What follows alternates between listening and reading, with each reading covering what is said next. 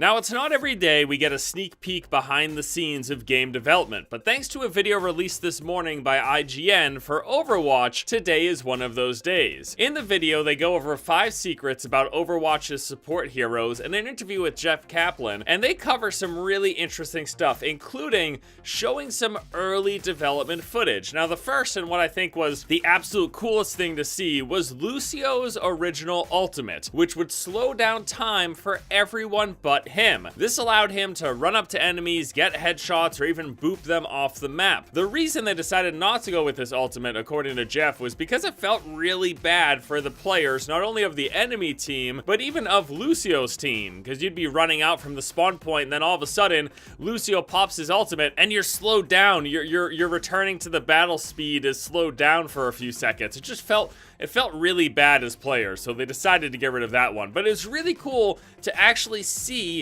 this early design as Lucio comes in, and, well, you might be asking yourself, Forrest, this doesn't look like Lucio at all. Yes, that is because when developing new heroes, they just use models from current in-game heroes to test out their abilities in their kit before they go through the process of actually designing the character and putting them in the game. Their new silhouettes, the way they look, their weapon, and all of that stuff. And in this particular instance, Lucio originally was Symmetra, basically. But it was really cool to see Lucio slow down time, run into battle, get some headshots, kill some enemies, and then go about the rest of the match. It's really, really interesting. Now, beyond Lucio, we also got Symmetra. Evidently, early on, Symmetra not only would place the teleporter exit, but also the entrance. Jeff said that they decided to do away with this because a lot of times your players couldn't find the entrance, as Symmetra players would try different interesting positionings for it, and it didn't really work out, so they went with the current design where the entrance is just at the spawn point. Ana evidently was originally named the Alchemist, and her design being based around making different potions to heal her teammates.